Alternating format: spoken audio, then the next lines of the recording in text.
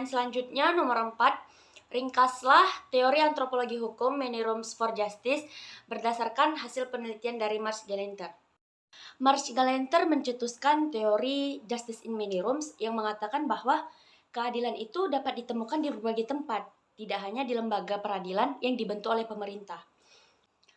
Aplikasi teori Galenter di Indonesia yang bernuansa pluralistik dapat kita temukan misalnya negosiasi, mediasi, arbitrase, baik sengketa tentang rumah tangga, di tempat kerja, perdagangan, dan lain sebagainya.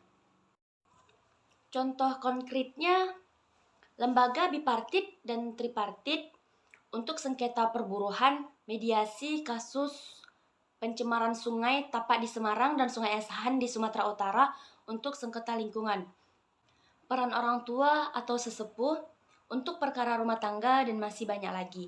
Bahkan sejak tahun 1999 pemerintah telah memberikan wadah dengan dikeluarkannya Undang-Undang Nomor 30 Tahun 1999 tentang alternatif penyelesaian sengketa dan arbitrase.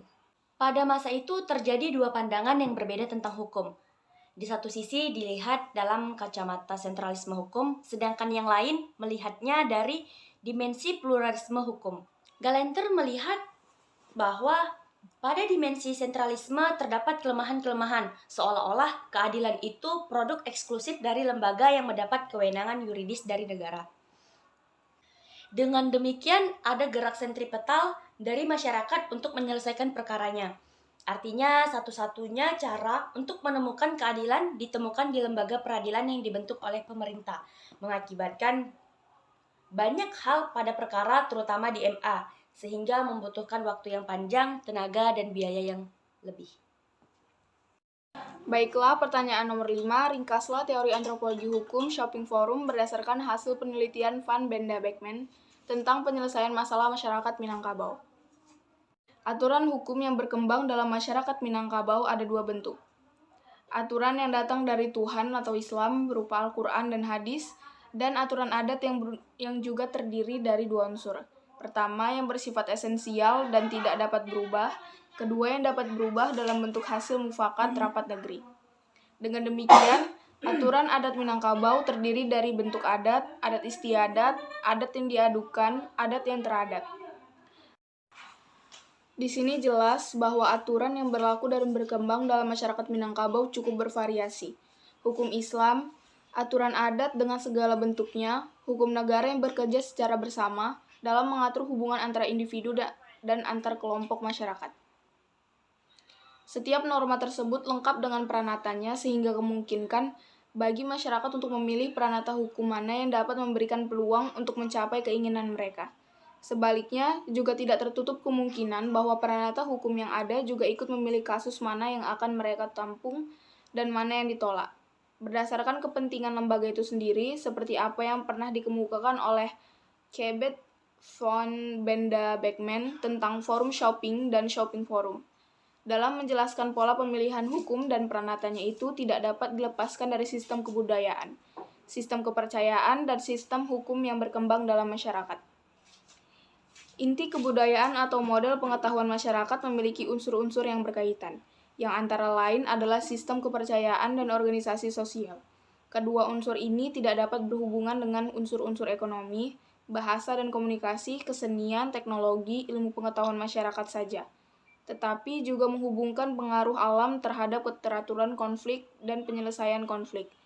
Hal ini disebabkan karena sistem kepercayaan dapat menjadi sumber norma atau hukum agama, dan organisasi sosial dapat membentuk norma pula, atau hukum adat dan hukum negara. Keduanya dapat mengatur masalah yang sama dalam masyarakat yang sama pula. Karena itu, hukum agama, hukum adat, dan hukum negara dapat menciptakan keteraturan. Tetapi juga dapat menimbulkan konflik, yang juga dapat memberikan penyelesaian. Di soal nomor 6, ringkaslah teori antropologi hukum semi-autonomous social field berdasarkan hasil penelitian dari Sally Falkmore. Latar belakang munculnya teori ini awal dari adanya dikotomi tentang hukum dari Roskepon dan Cochrane. Ahli sosiologi hukum Roskepon dan Cochrane berpendapat bahwa Hukum itu berfungsi sebagai alat untuk merubah atau merekayasa masyarakat. Hukum sebagai sebuah alat dari isosialika. Artinya, dengan pemberlakuan hukum dari pemerintah, maka perilaku masyarakat dapat diarahkan sesuai dengan hukum tersebut atau perubahan sosial. Sebaliknya, Cochrane dikemukakan bahwa masyarakatlah yang menentukan hukum, bukan masyarakat yang diarahkan oleh hukum dari pemerintah. Dengan bekal dari pendapat yang kontradiktif tersebut, Moore ingin membuktikannya dengan melakukan penelitian pada suku Chagi di Tanzania yang sedang diberlakukan undang-undang agraria yang baru, yang itu tidak ada lagi tanah milik pribadi, tapi semua tanah milik negara. Setiap warga negara hanya memiliki hak menggarap. Ternyata penerapan undang-undang tersebut oleh pemerintah Tanzania yang sosialis tidak mencapai hasil yang diharapkan. Orang-orang yang dulunya tuan tanah dan sekarang tanah milik. Yang dulunya tuan tanah sekarang tanah milik diambil oleh negara dan kemudian diberi tanah garapan yang luasnya sama dengan yang lainnya. Ternyata secara terselubung tetap menjadi tuan tanah karena jika ada orang yang dulunya tidak punya tanah, kemudian dengan undang-undang baru dia dapat tanah.